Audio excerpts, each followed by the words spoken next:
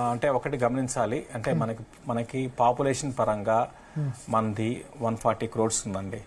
So ఒక interesting ఏంటంటే మన ఇండియాలో స్టార్టింగ్ ఇనిషియల్గా నేను చెప్పినట్టుగా ఎల్డర్లీ పాపులేషన్ బాగా పెరుగుతున్నారు. తర్వాత ఒకప్పుడు ఒక ఏదైనా హెల్త్ ప్రాబ్లం వస్తే ఒక 5 లక్షలు 6 లక్షలు ఖర్చు పెట్టుకోలేని వాళ్ళు ఈరోజు 20 లక్షలైనా సరే హెల్త్ మీద ఖర్చు పెట్టుకోవడానికి రెడీగా ఉన్నారంటే వాళ్ళ ఫైనాన్షియల్గా స్ట్రాంగ్గా అయ్యారనమాట. దీంతో పాటు ఇంకొక మార్పు ఏంటి అంటే ఇండియాలో లాస్ట్ ఒక 3-4 ఏళ్లలో ఈ డాక్టర్స్ అవైలబిలిటీ అనేది మన ఇండియాలో బాగా పెరిగిపోయింది. అది కూడా పాజిటివ్ అంశంగా అంటే సూపర్ స్పెషలైజేషన్ అంటాము, అది బాగా పెరిగింది. ఈవెన్ ఈ రోజు కూడా మన ఇండియాలో 1000 పాపులేషన్కి ఉన్న బెడ్స్ ఎంత అంటే 1.3 బెడ్స్ మాత్రమే ఉన్నాయి. మనకు ఉండాల్సిన బెడ్లు దగ్గర 1000 పాపులేషన్కి 3 నుంచి 4 బెడ్స్ ఉండాలి. ఆ 3 నుంచి 4 బెడ్స్ వెళ్ళాలి అంటే ఇంకెన్నేళ్ళు పడుతుందో ఆలోచించండి. కాబట్టి ఏంటంటే ఎంతో పొటెన్షియల్ ఉంది. కాబట్టి నెక్స్ట్ 10 ఏళ్ళ వరకు ఎటువంటి డోకా అయితే లేదండి.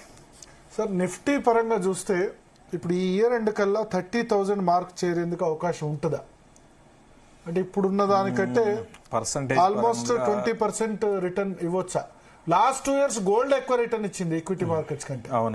అవునండి, గోల్డ్ ఎక్కువ రిటర్న్ కాదు, భారీ రిటర్న్స్ లాస్ట్ 2 ఏళ్లలో.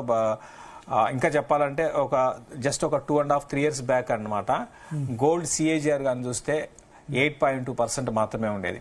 అంటే ఈ 3 ఏళ్లలో పెరిగింది కాస్త చూసుకుంటే 8.2 కాస్త మోర్ దెన్ 10%, అంటే దగ్గర 12% దాకా వెళ్ళిపోయింది గోల్డ్ CAGR అనమాట.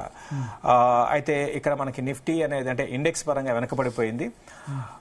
వెళ్ళడానికి అవకాశం ఉంది. 20% కాకపోయినా కూడా 15% అయితే నేను ఇక్కడ నుంచి ర్యాలీ ఉండొచ్చు. దానికంటే ముందు నేను అనుకోవడం ఫస్ట్ నెక్స్ట్ 2-3 నెలల్లో అందరికీ చెప్పేది ఏదంటే మంచి క్వాలిటీ మిడ్ అండ్ స్మాల్ క్యాప్లో ట్రై చేయండి, ఇన్వెస్ట్మెంట్ ట్రై చేయండి.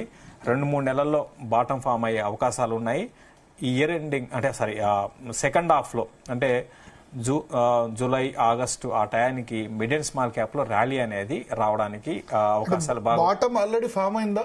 బాటమ్ మొన్న 24,500 బడ్జెట్ రోజు అది నిఫ్టీ ఫామ్ అయింది. మిడ్ అండ్ స్మాల్ క్యాప్ లో ఈ నెక్స్ట్ స్మాల్ క్యాప్ ఆల్మోస్ట్ 16,000 దాకా వచ్చింది.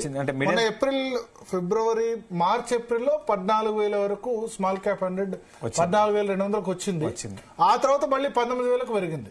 అవునండి, మొన్న 16,000 15,900 దాకా పడిపోయింది. అవును. ఇక్కడ నుంచి ఏంటంటే మిడ్ అండ్ స్మాల్ క్యాప్ లో ఒక యూటర్న్ తీసుకునే అవకాశాలు కనపడుతున్నాయి.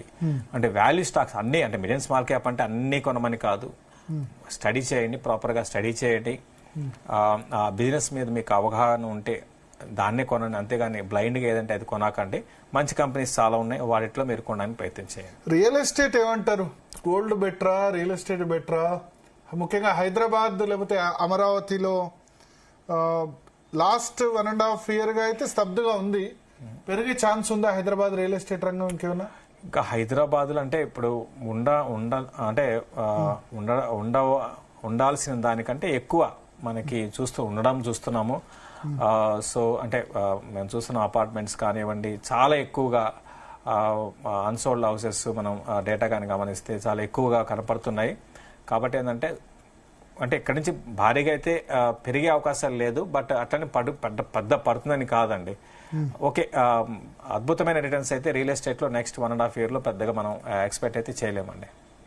సో మీ ఉద్దేశం ఇప్పుడు real estate, gold, stock market అంటే మీరు ఈక్విటీలోనే ఇన్వెస్ట్ చేయాలి? ఇది ఈక్విటీ ఎందుకంటే బాగా పడ్డాయి కాబట్టి.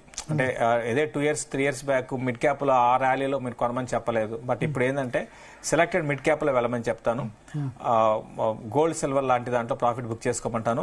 రియల్ ఎస్టేట్ లో న్యూట్రల్, పెద్దగా పెరుగుతుంది పెద్దగా పడుతుంది కాదు, న్యూట్రల్ అన్నమాట. ఇప్పుడు టైర్ 2 సిటీస్ అక్కడ కూడా చాలా, తెలంగాణ రాష్ట్రం వచ్చిన తర్వాత తెలంగాణ చాలా చోట్ల కూడా భూముల ధరలు పెరిగిపోయింది. తెలంగాణ 50% కూడా, అందులో చాలా చోట్ల 50% కూడా అమ్ముదామంటే కొనేవారు లేని సిచ్యువేషన్ వచ్చింది. అదిన తర్వాత ఏమైందంటే అండి, అసలు ఊరికే రేట్లు ఏంటంటే ఆ విధంగా ఆర్టిఫిషియల్ గా పెరిగాయండి.